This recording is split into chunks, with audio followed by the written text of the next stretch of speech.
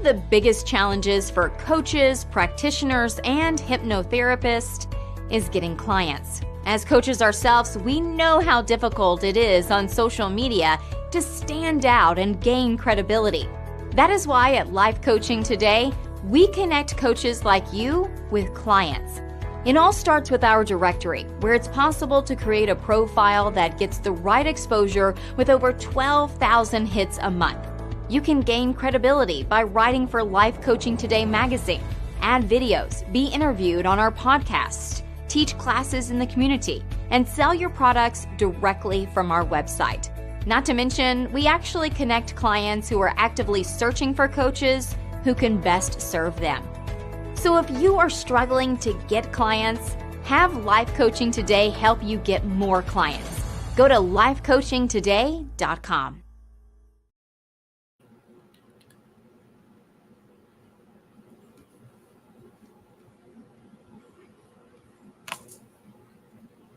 Hey, good morning, everyone.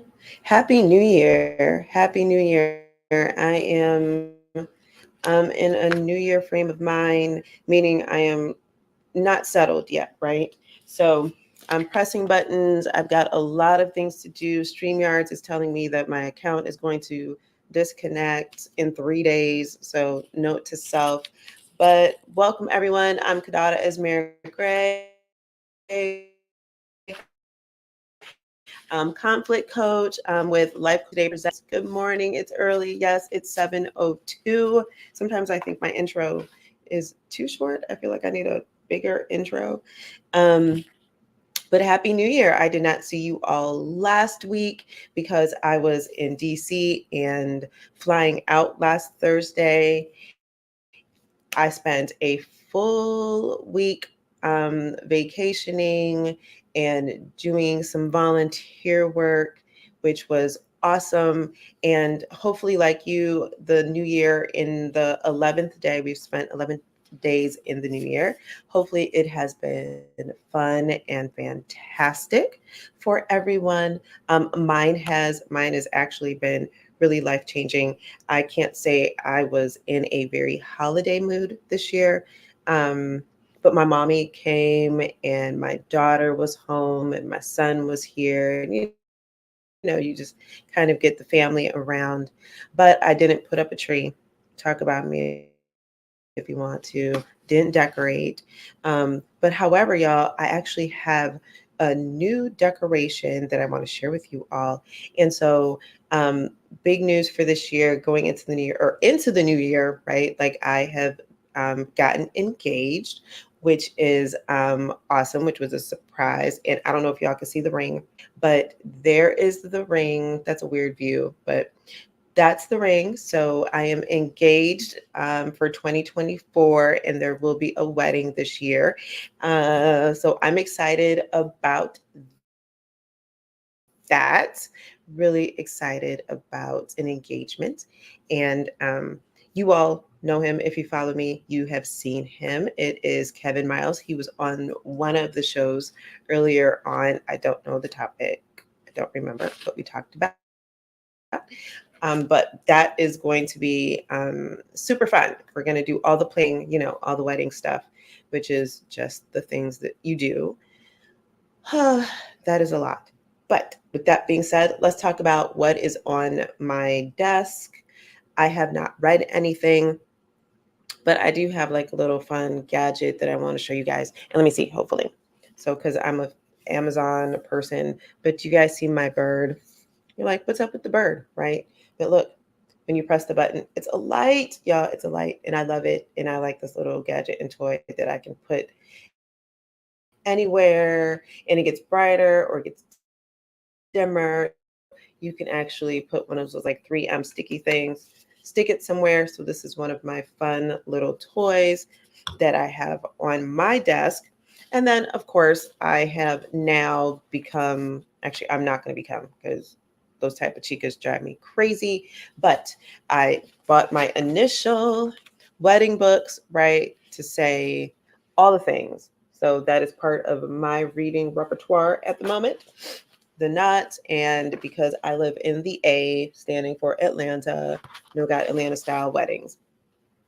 So, yay, right? This is a whole journey, and hopefully you guys will take the journey with me. That does not mean you're invited, but that's it there, right? I do want to say this to you all that since the beginning of the new year, if you are in the United States, um, we have had some wins a little bit on the political side because I'm in politics, whatever. In Georgia, we have started our legislative session, and we're dealing with redistricting, meaning that the lines on the maps, the voting maps, what I'm going to call the voting maps, so where you has all been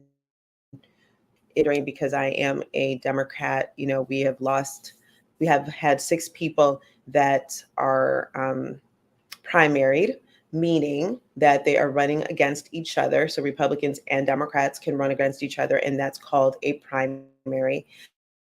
That was something that we did not want to see because, as to date, we have lost 2 Democrats that will, for next session, they will not be present. And then we have another one will be in a primary this season. An incumbent, someone who has won their races previously, if you don't know what incumbent means, and then a newbie freshman who's now going into her second session. They will be, oh, I don't know where I went. Am I still live? I don't know what's going on. So I went out for a second, y'all. So I don't know. I will just repeat. We have a Democrat. Okay. All right. So that is one thing in Georgia, and some other things to note. And I just want to say this to you all because, if you don't know, I am not only just a life coach. I use the title for conflict coach because I actually have a conflict background, but I'm also a political consultant. And I just want to say to you, only like the big political stuff that happens, meaning, oh my gosh, the president is running. What it also means is that, like, if your governor is up for reelection, if your mayor is up for reelection, you will now start seeing some actions being taken that people are like, oh my gosh, of Georgia, Governor Kemp has given out, I think it's like $1,000 bonuses to teachers. Now, I just want to tell you all that a bonus is taxed at a different rate. So the teachers are not going to receive $1,000. I think your taxable income at a bonus is like 35%, which sucks. Teachers already don't get paid enough. But that is a dog and pony show. I just want to let you all know because he will be running for a different office. And if you see mayors and any level of politician that is like, oh, we're going to give our staff bonuses, or people who work for us, because teachers are under the state. If you didn't know, they're not private employees, they are state employees. Then that should be a red flag for you that, oh, it's election time. And they're doing things to drum up support and get people excited and say things like, oh my gosh, they're really supportive. He's really supportive of teachers. Well, he's not, because guess what? If he wanted to, he can go ahead and give teachers without any problems throughout the entire school year, and not a bonus where they're not getting the full 1,000. So had to get that off my chest because that is annoying. So that is just a political strategy that is utilized. So if you see that, no matter where you are in the world, that's what it is. It is a political strategy tactic for us to be wild about, but some of us are not fooled. At the federal level, like I said, we are in a presidential year. So Biden is going to start.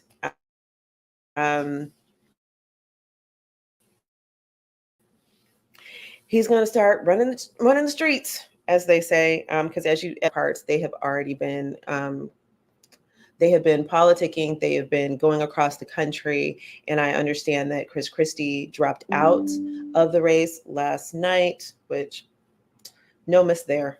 No miss there. Donald Trump is still the head, right? He is still in the lead. And then Nikki Haley, I'm not a Nikki Haley fan, but as being a woman, I will say I give her mad respect for taking out,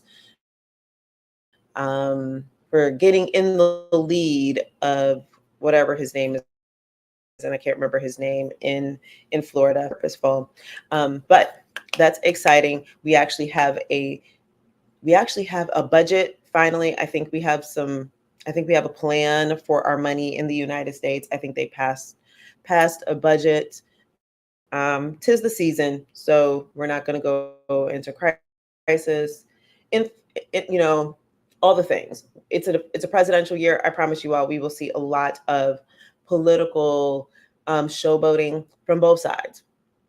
But just be clear, you guys, do your own research and make sure that you are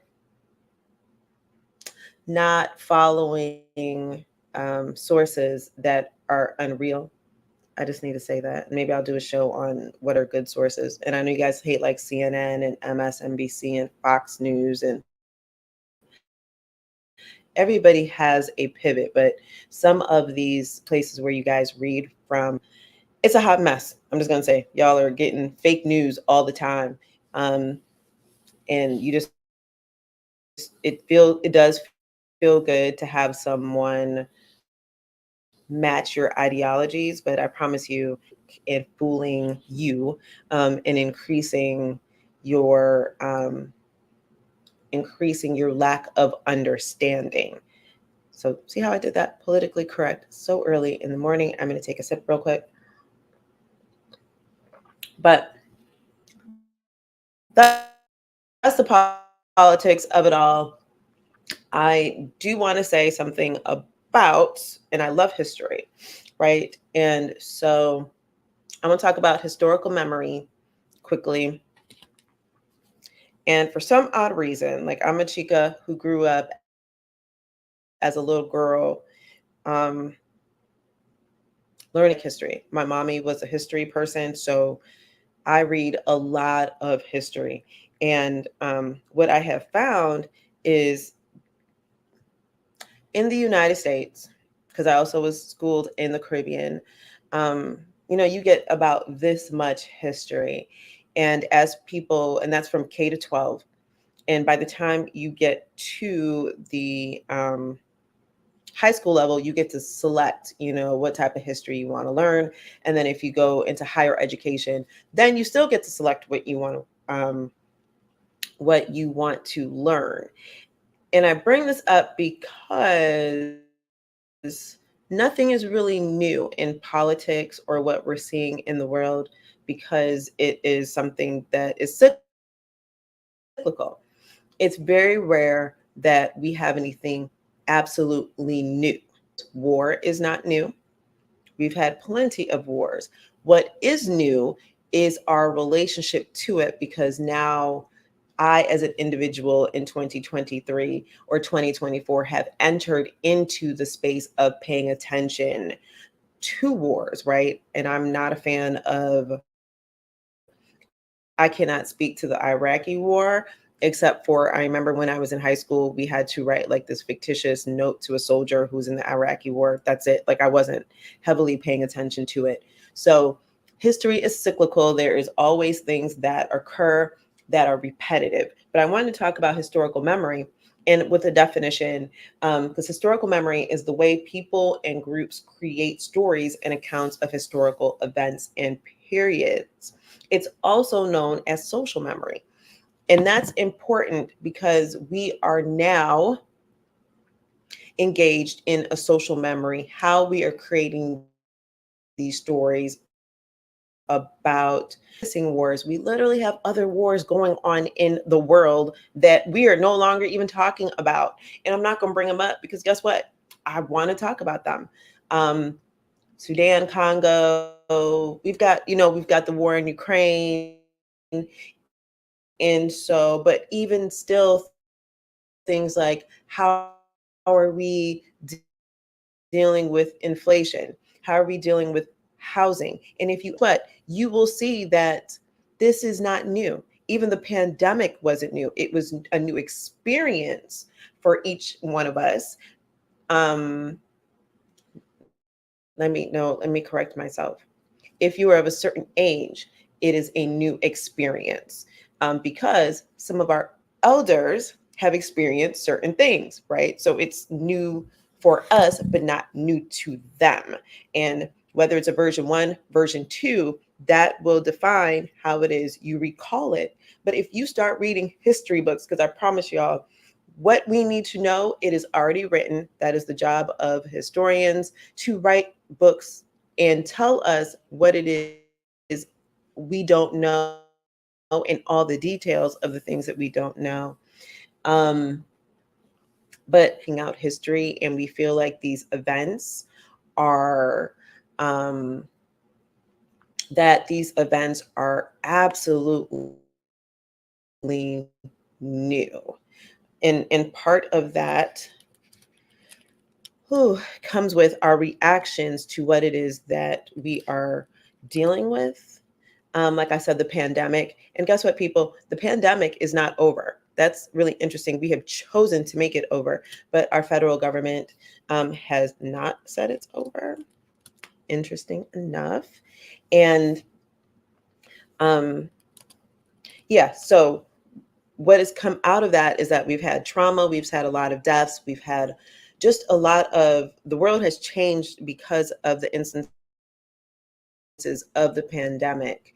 And so that for some people, it has created trauma and has created some PTSD. It has created crises. It has actually created like long-term COVID.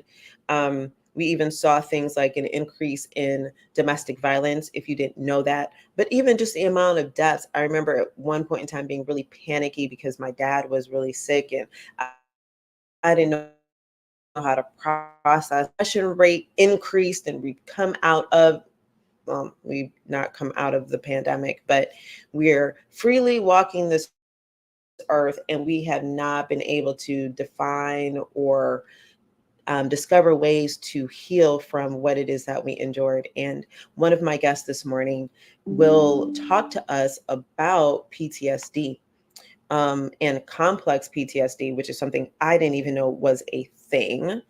And yeah, so I am looking forward to bringing on Alexandra Valadez, and hopefully she will correct me on the name correction if I mispronounced it. So hopefully she forgives me. So we're going to talk about that. We're going to talk about domestic violence if she will give me the space to do that and if she feels comfortable doing that. And then without the heaviness of that, I don't want to stick here, there all day. Then I'm going to talk about some relationship issues, right? Or topics. I don't know if it's an issue, but a topic with Luther Jones, who is affectionately known as the grown ass Black man, because he does talk about relationships. And not that the delivery, he's going to kill me for saying this, his delivery is not as diplomatic as mine, but it's always on point. And once again, historical memory, social collective memory, we have these different roles and titles that are coming from the TikTok generation that we need to talk about. So I'm going to go to break. And when we come back, we are going to bring on Alexandra.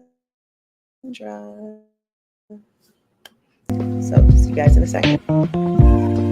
Welcome to Life Coaching Today Presents, hosted by Hidani.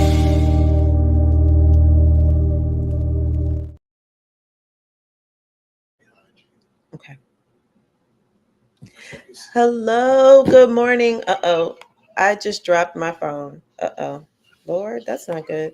Good morning. Good Thank you for being morning. with me, Alexandra. You woke up. I did, barely. I hit snooze a couple of times, and then the cat came and sat on my head. So it was a great way to wake that up. will that will do it. What's the cat's name? We need to know the cat's name. Wasabi, and he is spicy. Wasabi. Oh, I love that. I love that. I love that. Oh, I love that. So please let me know, did I pronounce your name correctly, Alexandra Valadez? Or how do Yes, you I? did. Yeah. Yay. No, you were good. Good. Yay. So welcome to Life Coaching Today Presents this morning. Thank you for waking up with me. Waking up with the four of us that are awake this morning. Because even my doggy went back to sleep. It's Well, all good. I've got the whole crew in here. I've got the cat is actually sitting on my desk and my dog's behind me. Oh wait, what's the doggy's name? We need to know the doggy's name. Jasmine. And actually, Jasmine. I have another dog. I took in a rescue in October, and he is Oh, officially a foster fail. But oh, he has gone outside. So oh, I'm sorry to hear that. I'm sorry to that's hear that. no foster fail means he's staying here. So Oh, okay, okay. I didn't know. I thought that meant like you all didn't get along. All right. Well, I learned something. no, Foster fail. Okay, I learned yes, something new. So, no, he is. Alexandra, go ahead. Oh, he's perfect. That's all I was gonna Okay, say. awesome, awesome, awesome. So you are okay. Wait, before I introduce you, I'm gonna let you introduce yourself. So tell the audience who you are. We're nosy up in here. So where are you located? Tell us about the business, all the things. Okay, my name is Alexandra Valadez. I'm the founder of Orion Wellness, and I'm an AFT practitioner. AFT is aroma freedom technique. It is a guided process based off of EMDR, the cognitive therapy used for PTSD. It's emotion based. So Mm, basically, we're going to work through each emotion that's wrapped around that trauma to release triggers, to release limiting beliefs.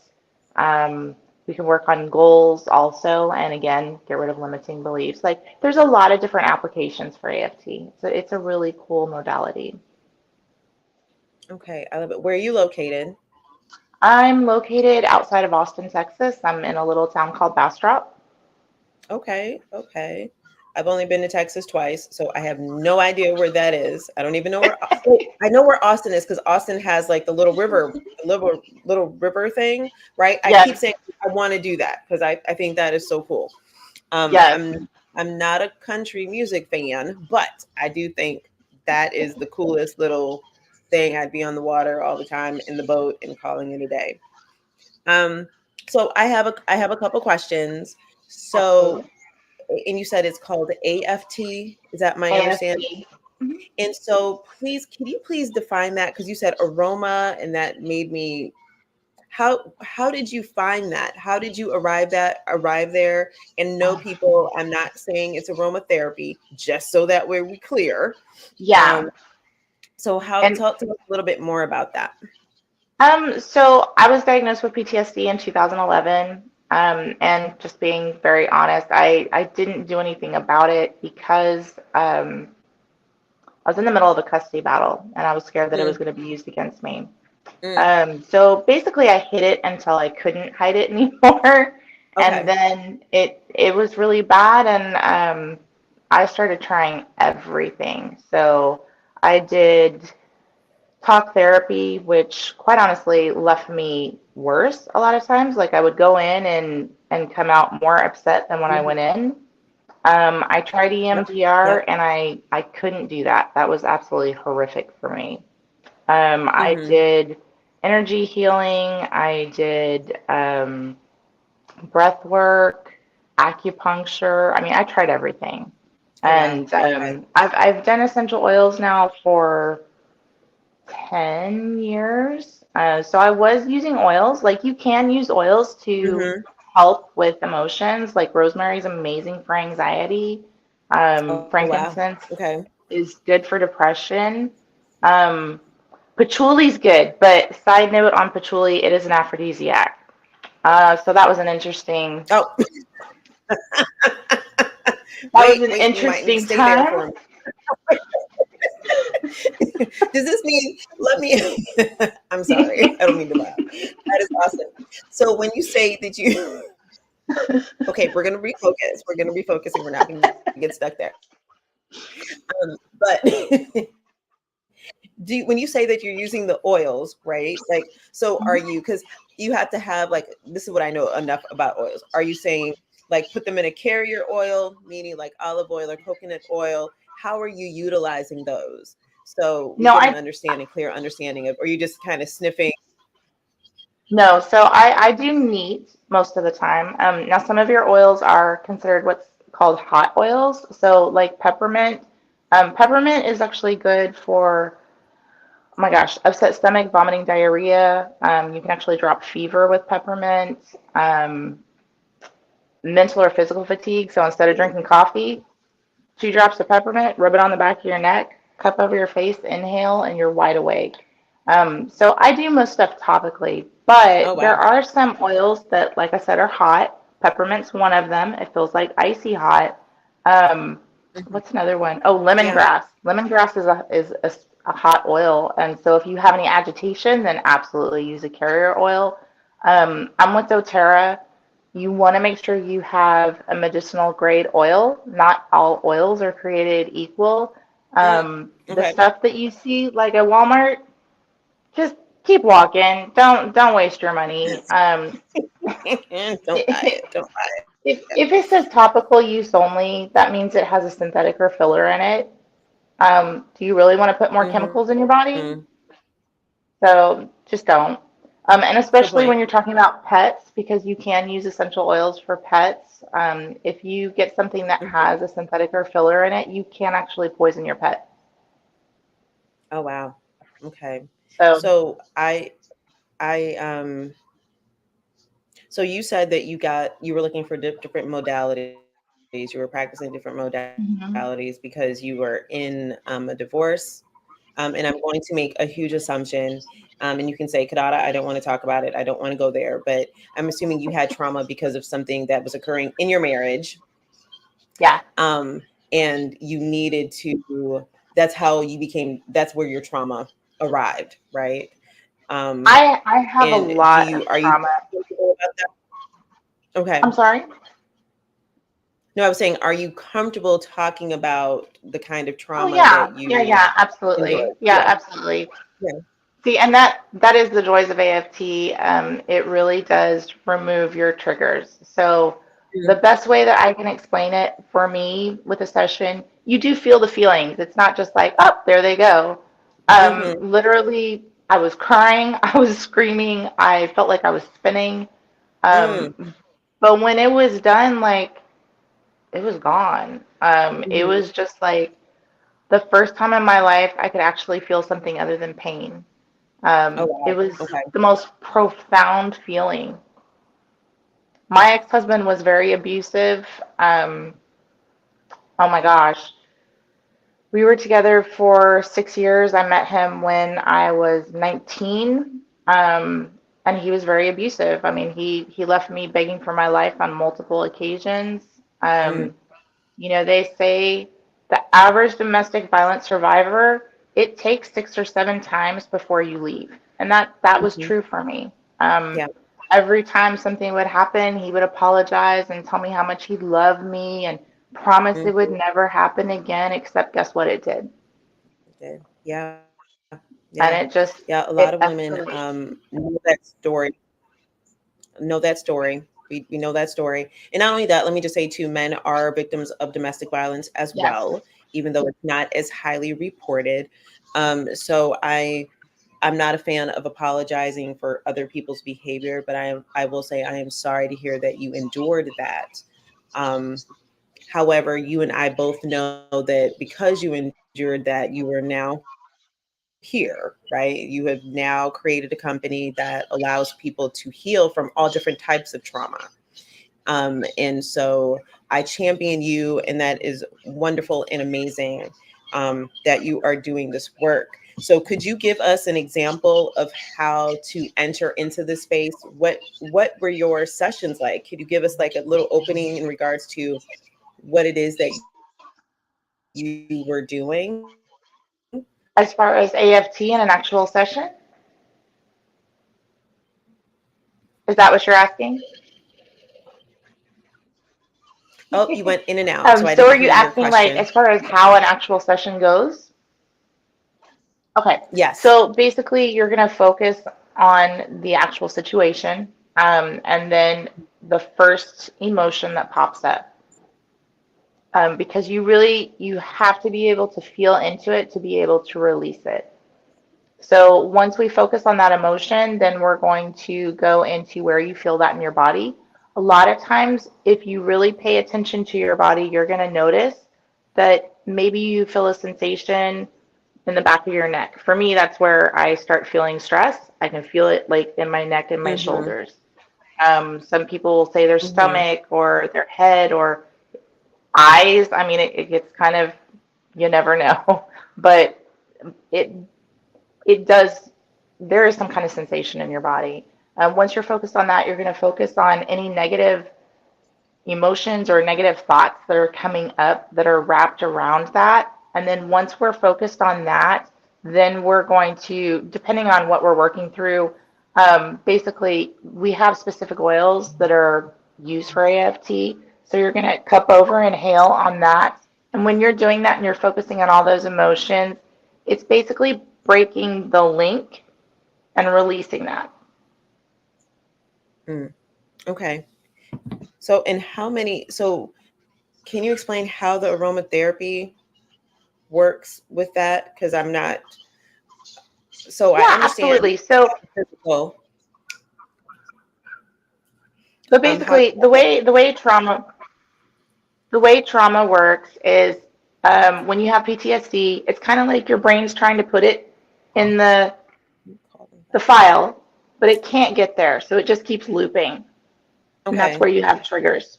So what the essential oils do is they actually affect the brain, they affect the limbic system, and so by doing that, you're able to cut that cord and release it. Oh wow. And how long does this? Well, first, let me just say, I love the fact that you acknowledged the physical, the physical manifestation of our emotions, especially when we hold them in, right? Oh Like my gosh. when I deal with my clients, because I also deal with a lot of bullying, the trauma from bullying, and I noticed a lot of people get it in their stomach. A lot of women get Yes, that in their stomach, big time. and it is. And I tell people you have got to release those emotions because it will make you sick, Yeah. right? It Um, will literally make you sick. And so I am. So thank you for acknowledging that. yeah, in fact, I just want to add, since you said that, So when you're talking about you, I just want to add, since you said that, a lot of times when people work through their trauma, if they have autoimmune diseases, a lot of times those autoimmune diseases will actually go away. yes, and as someone who suffers from fibromyalgia, I know that very, very well, how pain is trapped in the body. Yes. Um, and that is something that is definitely something that I understand. So before you go, because I'm not going to keep you on long, but how can you just tell me, like, how does that? So if I were to come to you and we're dealing with, let's say we're on a topic today. I'm assuming it's topic driven and not just everything. Uh-oh, there's a kitty cat. There's a kitty cat. Oh. How would you decide which essential oil to use in that moment? So it's very intuitive because we have I guess a list of oils that I use. I use all the emotions oils with doTERRA, and then I use adaptive and balance. So it's very intuitive. Typically, adaptive is probably the most used one, and then just depending on where you go with that, because when you're dealing with trauma, a lot of times you have more than one emotion wrapped around. So you're going to start with the first one that pops up. That doesn't mean you're going to be done immediately. A lot of times somebody will say, well, I'm angry at first. And then we get through that and we get rid of that. And then it's, well, I'm incredibly sad. So then we do another round going through the sadness. And then you can have other stuff pop up as well. So you just kind of keep going until it's gone. And at that point, you're Oh, going to wow. use different oils. Okay. Do you have, so, well, one, I just need to know, how long do these sessions last for? How It long does really this work take? it really depends on the person. I have some people that are super easy to work with in like one round, and they're just like, oh, I'm so happy. And it's like, okay, well, you were easy. And then I have, I have other people that I work with, and especially if you have challenges with disassociation, those are the Mm, people that go, oh, I'm good. Well, no, you're not good because not good. you wouldn't be talking to me if you were good. Right. And so it's you have to kind of really hold hands with people that have dissociation and help them reconnect to even get to the point to acknowledge the emotion that's wrapped around that trauma. Because a lot of times they're like, no, I'm fine. I'm fine. Well, no, because you have anxiety or you have depression or Right. you have this. So it just depends on the person. I mean, I've had sessions that have gone like an hour and a half. So Mm. it can be anywhere from like 15 minutes to an hour and a half. And so it's one session. Are you saying like people are literally healed in one session, or they're doing multiple sessions? It depends on what we're working on. For some Okay. people, absolutely, it's a one session thing. We're done, we're good. But a lot of times you're going to keep going just because if you really, really do the work, you're going to find that you have, well, I'll just use me as an example. So one of the things that came up for me in a session, was my mom didn't buy me a pair of Guess jeans when I was 13. In the scheme of things, that's really trivial. We're talking about my ex-husband trying to kill me, and that's traumatic. But to go back Right. that far and find out Right. that my mom Right. didn't buy me jeans and my self-worth isn't high, you know? So it just, Mm, yeah. Okay. every person is different because that's, you're hitting into the subconscious. I like that. And there's a lot of stories. Mhm. Well, Alexandra, I appreciate you being on this morning. And I actually, you guys, I looked down because I had to take a note. I'm a post-it note chica. So I had to take a note because I'm like, I need to, you actually said something that um, made it for me to go, okay, we need to have a deeper conversation about this idea of doing the work. So Alexandra, I'm actually going to bring you back on a different date because I want to be able to define those type of, I think we use language in this industry like doing the work, right? But we don't really tell people what doing the work looks like. So I appreciate you this morning. If you have anything that you want to share with us, like your website, if you can drop it in the link for us Okay. to advertise for you, I would love that. Um, so just send that to my awesome producer and we can get that out there in the world. And I appreciate you. And I hope you stay on to listen for the next half as we go to break. And I am so excited that you came on this morning. And I definitely want to talk to you some more. So stay in contact with me because, like I said, I want to bring you on when we talk about a mental health. Um, yeah, when we have a mental health conversation a little bit more in depth with more time. And so I appreciate you, and to Wasabi and Jasmine and the doggy that's outside. So thank Rufus. you. And we are going to, yes. And right, Rufus. Okay. Rufus. Hey, Rufus. Rufus. All right. And so we are going to go to break. Alexandra, stay on with us. We appreciate you. Good morning, everyone. On to the next thing. Are you struggling to get your personal or professional life together? Does it sometimes feel like you're floating by without direction? You're not alone. There's a lot to juggle, and it can be overwhelming sometimes.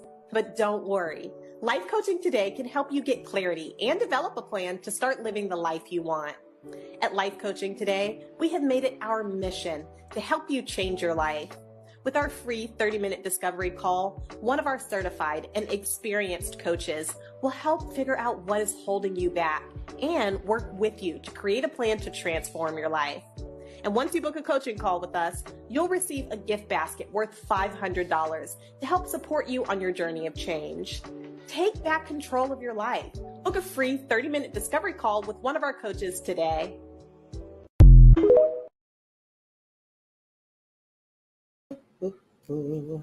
Hey everyone, I am back, and it is so we were talking with Alexandra Valdez about PTSD and how to her version of healing AFT aroma.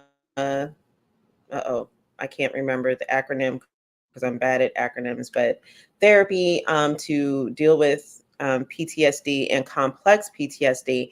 And now we are shifting to one of my favorite people. He says, calling himself Mr. Jones this morning.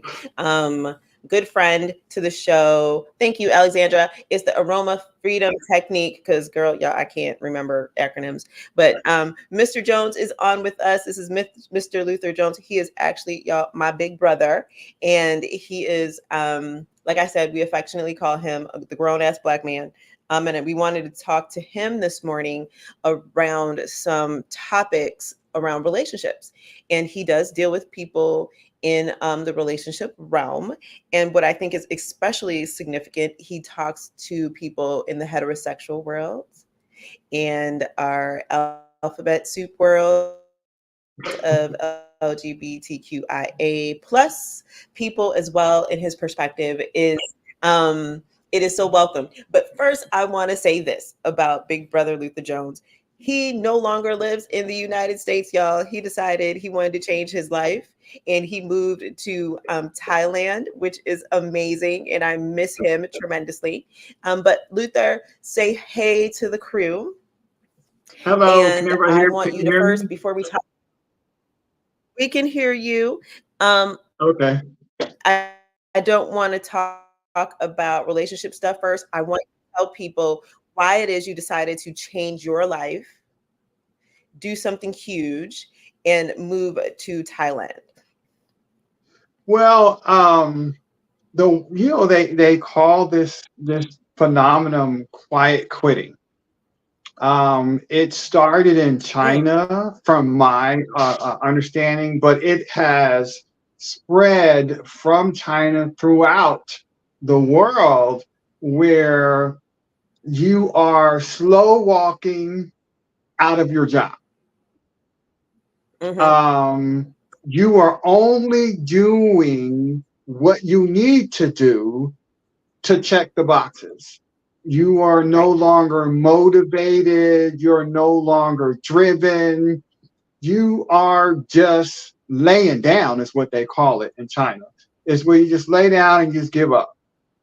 Mm. Um, and I noticed that after 17 years, that's what I was doing. Oh, wow. Um, And what I realized was I knew how to put on a show, and no one would know how I felt, but that wasn't me. Mm, mhm, mhm. So, unfortunately, I had a health crisis. And in that moment, I realized, how long are you going to live in this pretend world? And when are you going to start being who you are? Now, Mm. mind you, I'm Alleged. an advanced age, right? You know what I'm saying? I'm like, in my mind, I'm too old to try to discover who I am, right? But in that moment, I'm like, for 17 years, you have been someone else. That's not you. The pandemic helped me Oh, realize wow. how much Mm-hmm. I was someone else. And moving to Thailand, moving myself Right. away from Okay. America, away from norms, coming to a country I knew nothing about, never been here before, allowed me to discover who I am, what I like, what I want to do with my life. Instead of, when I lived in America, we get into the routine of 9 to 5. I have to, my Right. work then identifies who I am. Um, Mm-hmm. and I get into a routine at home life of watching TV, go to the movies, but that is not who I am. That is just a routine.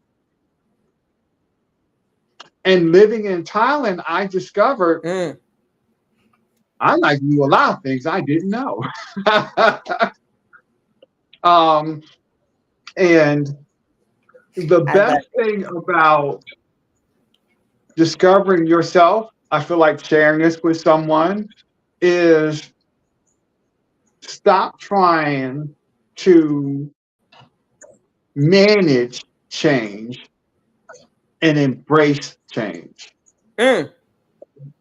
That is what moving to Thailand was for me, was to embrace change, because everything in my life changed. I had no control of it. In Thailand, they have rules that don't even make sense, but you got to do it. And that allowed me to embrace life on a daily basis that is not planned. It's like you get up every day and you say, hello, world, and whatever the world brings you is what you do. That freedom is something that's missing in America. And I would encourage everyone, if to really self-explore and ask yourself, are you being you? Are you just being the societal norm? Because we see that everywhere in work. You know what I'm saying? Where we watch what we say, we watch what we do, we want to be politically correct. You know what I'm saying? But do you know who you are? You know what I'm saying? And I say this, I'm not getting into the political thing, but in my mind, some of us vote Democrat year after year after year after year after year, and we don't even consider the impact of what we're doing. Wait a minute. Listen, don't start, big brother. I'm just saying, we do. Don't start. And we have to then, turn around and ask ourselves, are we now ready to demand something for our vote? Instead of every politician preaches change, and then when they get elected, they don't change. But we don't do anything about it. We need to change first. We need to be the change that we want to see.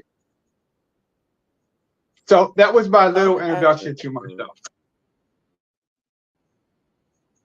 So I don't want to take over your show, but my intuition is saying I need to say this.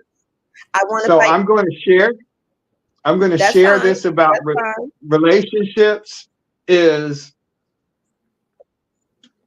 God gave me this for this show, and I'm going to share it with everybody that's here.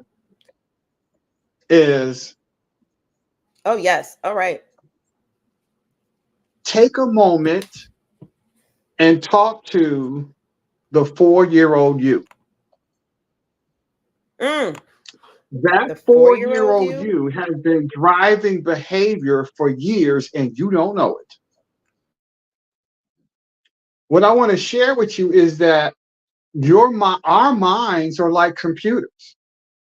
When a computer works, it has memory, and it goes back to a certain point in time. Your mind does. It looks how you handle the situation, and it replicates that again and again and again. And what I loved about your guest with the aromatherapy, because she touched on that, about something that happened when she was 13. That memory has been replicating for years. And you ask yourself, why do I keep doing this? It's because the 13-year-old or the 4-year-old is driving your behavior, and you do not know it. Right. And what God gave me today is the adult you needs to go back and have a conversation and educate that 4-year-old. Right. They So call that the that shadow work, 4-year-old right? that's driving the behavior can understand, stop that. Stop it. Or you feel safe, or you feel it's Yeah. okay. It Mm-hmm. you can be. And because what is occurring is you should take your adult knowledge base and skills and be able to Mm-hmm. talk to the younger you to explain what Mm-hmm. has occurred, right? And what is Yeah. keeping occurring. And that's why when I was speaking with Alexandra about writing down this idea of the phrase doing the work, because we have got to reflect, we've got to Mm. understand and know what our triggers are, what our hurts are, what our pain points are, what our relationships are with other people, because a lot of times we see that in the view and the lens of a little person, as I call ourselves, Mm-hmm. our younger selves, instead of the adult self. So I Yeah. love that. I love that. And I'm just going to pause and say that obviously, since it is an election year, I will do a entire podcast about what you talked about voting and the change that you want to see and how that works, because I do understand that people don't understand how the Mm. political process works, and how voting occurs, not only from an individual perspective, but also in Congress, right? And so that's a different kind of perspective. Yeah. And we're not going to stay stuck there today, but we will have that conversation. And so, but I do want to talk to you about, though, is relationships, right? And even that going back and forth about this, the whether you are at a certain age or where you're at. But so the TikTok generation, as I affectionately call them, they are driving a lot of terminology and behaviors right now that we're seeing in the world today. And it's interesting because the TikTok generation is even influencing the older generation in terms of True. some of it is some kind of foolishness, right? So Mm-hmm. I came across, sorry if you're in that space, but every influencer is not meant to influence your life. So you're not supposed to take everything that people are out here doing, because some of us need some common sense that has come with experience. Okay, people. And let me just say the show's going to run a little bit longer because I do want to have a conversation with Big Brother Luther this morning. But let me just say this. So I came across an acronym, and I'm bad with my acronyms, and it's SAHG. Okay, SAHG, and that stands for Stay at Home Girlfriend. And I came Mm. across that, and I was like, wait, what's a stay at home girlfriend?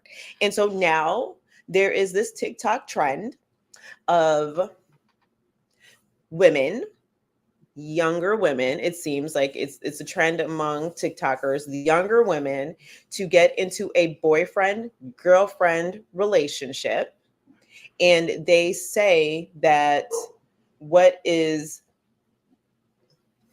occurring is that the man in the relationship is saying to his girlfriend, I don't want you to work. I want you to stay at home. And so some women have never worked. Some women are quitting their jobs to stay at home. And so now this trend of being a stay at home girlfriend is the new thing for 2024, right? 2024, we want to be the stay at home girlfriend. And when I saw that, I had a little panic attack, because the first thing I said was, wait a minute, where's your financial security? This is not your husband. You don't even have a ring on it. You were in the house, keeping home, but yet you don't have any security. Like, you're giving up everything for you to stay home and cook and clean all day. And I was just wondering, what are your thoughts about that? Because I know you have some. Well, I do. The first thing that I want to say is that if you're hungry, you go out and eat, and you go out and work. So that's the easy answer. If you are struggling and you're staying at home, the definition of insanity is to keep struggling and keep staying home. The reality of it is that there's nothing new under the sun. And what's really more important for women, and I'm speaking to women right now, is for women, you have to understand about security.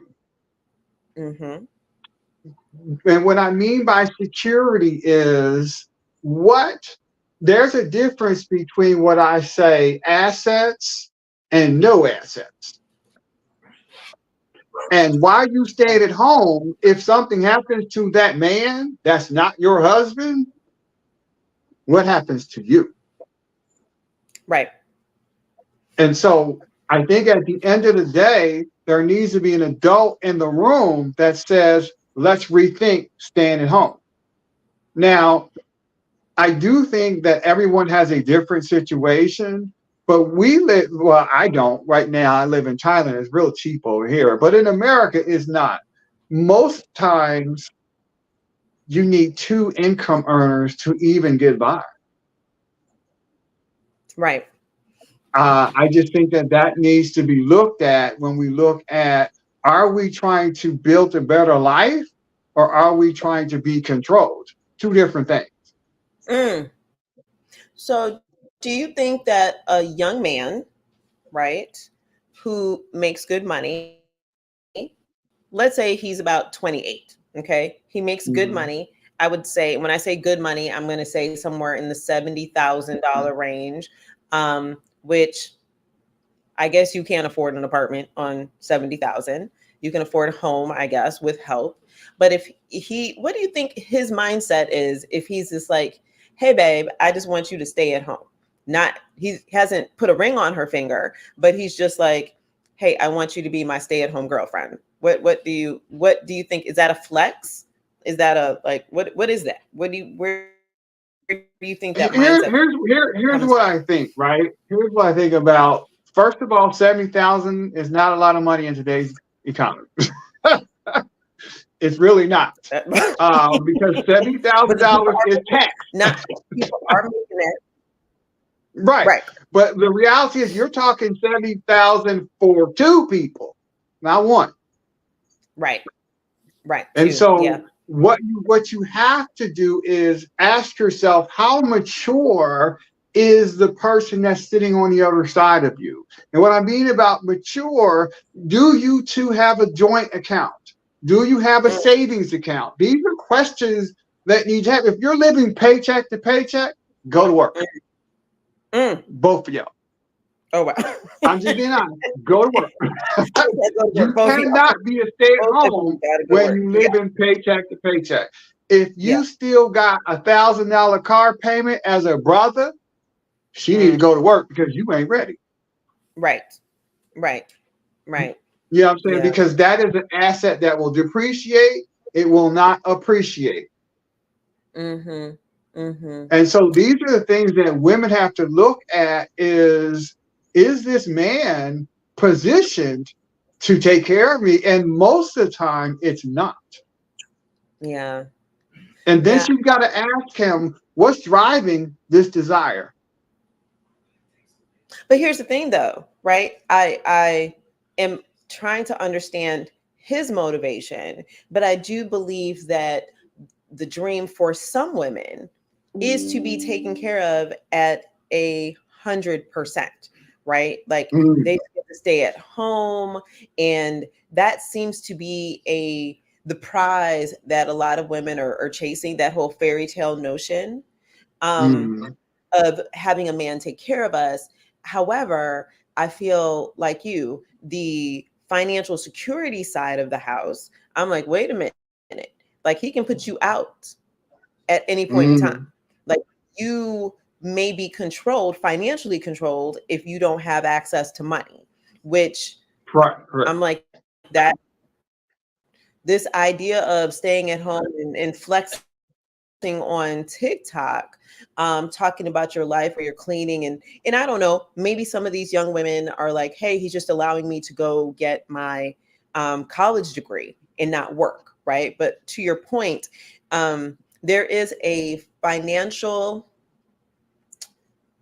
point, let me say that, economic point, where when you divide it by 2, is comfortable, and there's another number where it's stressful. It's one thing if a man makes 150,000, divide that by 2, take out the taxes, right? Let's remove the taxes, and then that's different than the 70,000. Take out the taxes, which is really like 50 something, and then we're both living off of 25, right? So you know, and so I just wonder. Now, I'm going to tell you the other side of a man. Let me tell you the other side of a man like me, right? So as a man, there is a standard that I have to uphold when it comes to my partner. There are things that my partner should. Before you say anything, before you say anything else, you kind of broke up for me on my end. So I just want to repeat back what I think I heard you say was that you believe the other side for men, the thought processes is that there's a standard. Is that what you're saying? That they should abide by, or that's what they're thinking about? Right. They should be.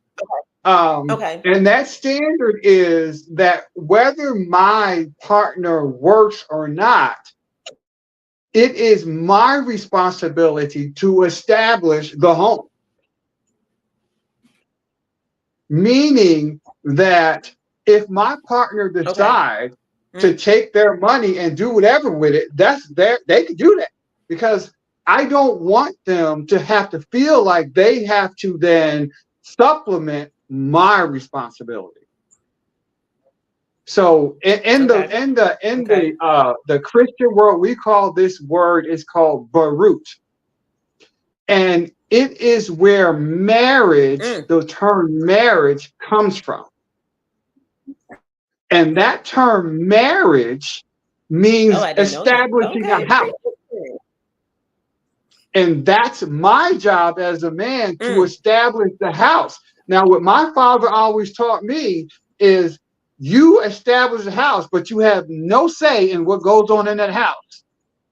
That's the queen's job. I hope y'all heard that. A lot of men get mad at that, but that's just how that works. I think we need to stay there for like 20 minutes and let everyone ruminate on that.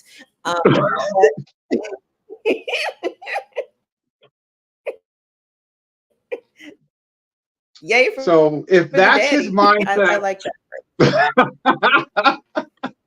That's how it has to work. But should that mindset be, I understand, but marriage comes with certain legal privileges, right? And legal obligations. But should we have that should that be established during a girlfriend-boyfriend relationship where there is no, well, I don't know. Let's just say there is not a defined pathway yet in regards to, do I have, do I have a ring on my finger, or is it just we're just living together? What is that all about? Well, here's the thing. When it comes, especially, let's talk about black men. When it comes to marriage, black men tend to be averse to the word. Yes. Yes. And there is a historical reason for that. Okay. Now, I will say that black men need to be educated on why marriage is needed, because we simply are not. Okay. We do not understand. Like black men, we still struggle with the need for life insurance. You'd be surprised how many black men don't have it. Right. Right. Because we've never been educated about wealth building. We've never been educated about how you establish yourself in an economy of consumers, how to be a producer and not a consumer. We've never been educated about that. So when you don't have assets, which a lot of black men don't, then what they don't see marriage as anything viable because they don't have anything. Mm. Now, once you start acquiring assets, and what I mean assets, a car payment is not an asset. It's not. It will depreciate. It'll be worth nothing in 7 years. Stop. Right. A house is an asset. Mhm. A bank account, a 401k, investments, rental property, those are assets. Marriage protects those assets for the family. The reason why I personally believe a lot of black men don't get married, they don't have assets.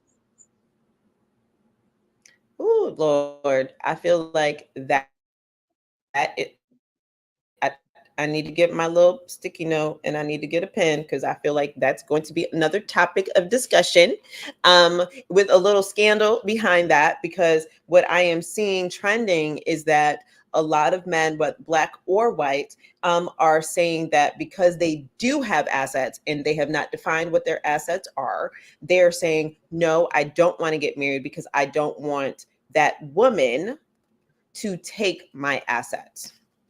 And so that is another conversation that needs to be had. But I want to stick in the marriage space, right?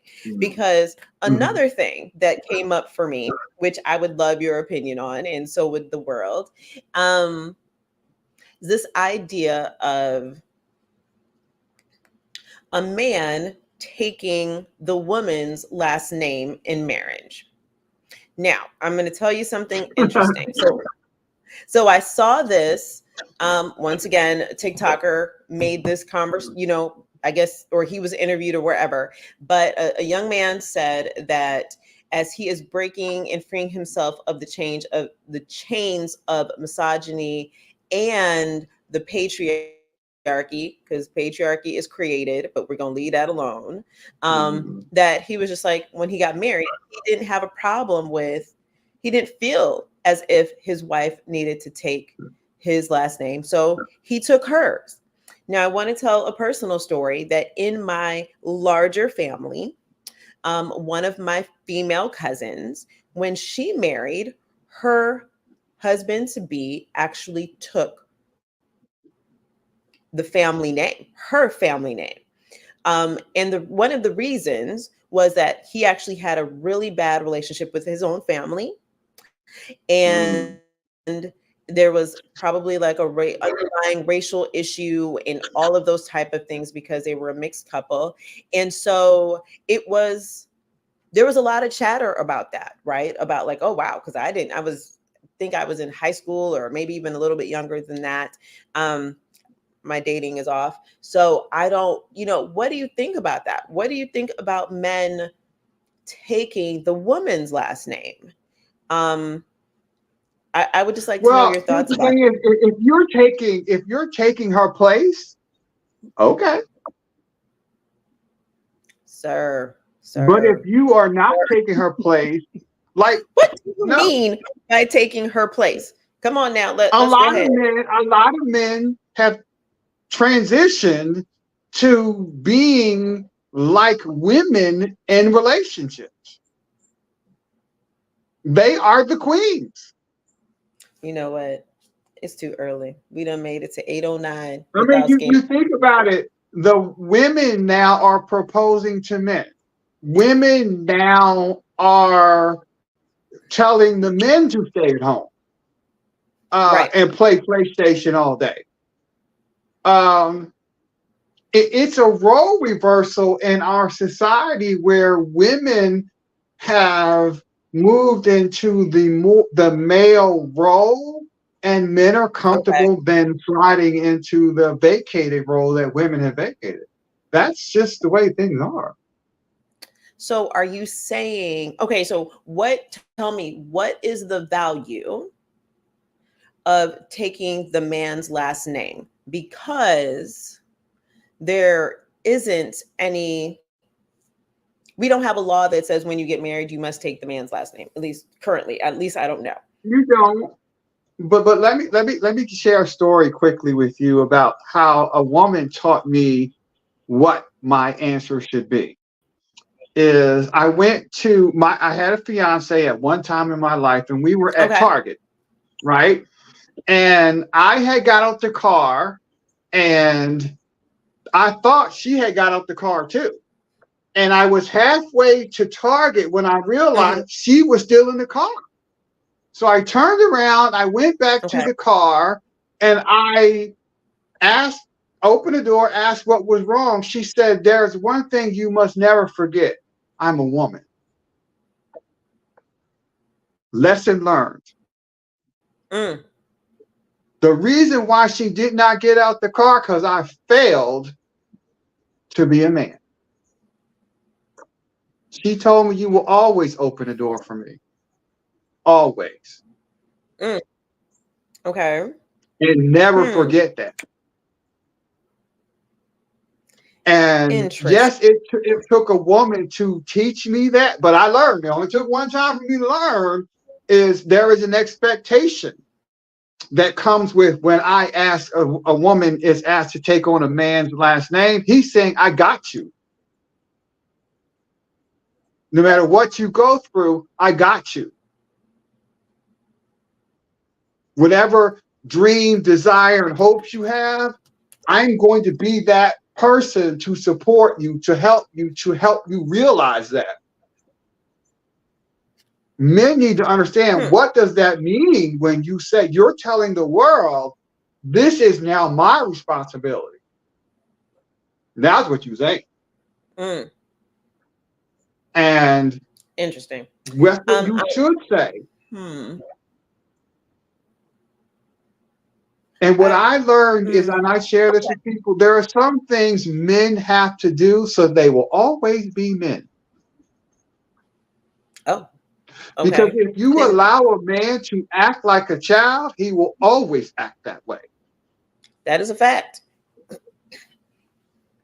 You must always live up to your responsibility as a man because that is what you are. And like my father always taught me is if there's a problem in the home, the first person you look at is you. Because that's where it is. It's not with her, it's with you. When she's happy, she's not giving you any problems. And when she's not, she is giving you problems. Well, that's biblical too, but it's in the Bible too, right? If you believe it, because a man, they say the reflection in a man is what your wife is supposed to look like, right? So if you can look at women, and if they are looking, I'm trying to get the right word because I want to say raggedy. If they look like life is hard, more than likely that relationship is unhealthy. But we have that 6 is correct. Because we have gone past, but I do want to clarify something. Obviously, I'm going to have to bring Luther back because he has said some things that we need to unpack and battle it out. But I want to be clear about some things to the world. One, in the Bible, it does not say anything about taking a man's last name. It does not. That is not there. And so if you can find it, please let me know. I will. I got you. Please find it, because as far as I know, I don't know. And then I did get a text. I did. Would you? Oh, we are. See, Max is out here saying something wild. And I'm gonna get to that in a minute. Then the second thing is I want to let the world know if you're unclear, right? So way back in the day, when we had British law in the United States, which is the establishment of the laws of the United States. It is British and our own edition of laws. So we built upon British law, right? So I want to say that to say that when women had no access to power or assets, meaning their own homes. So if their father wanted to will them property, homes, and land, guess what? A woman could not own it. So therefore she had to go get married so her husband would get access. So she would now, quote unquote, have access to the family land, but it wasn't even hers. It was her husband's, right? So that kind of kept the line going of the family, kept the property and the assets. So that was one reason to get married, right? I just want to be clear about that. That doesn't mean, and marriage was not about love. Love came about in the era of the flappers, but we're going to talk about that later. And as I wrap, so I want to be clear about that. And Brother Luther is going to make sure he finds it in the Bible, because Sarah, last I know, didn't have a last name, but we're going to leave that alone. So he's going to find it where it says Can I give you just 2 minutes? Let me give you just 2 minutes. Our big, yes. Yeah. 2 minutes, and then I'll give it to you, and whoever wants it, I can share it with them too. Is when we talk about history, you are correct about history, but we also need to understand that marriage is a spiritual relationship, not a historical one. It is a historical one. Yes. Well, and so when we I will give you what you asked for, but keep in mind it's a spiritual relationship, not a historical.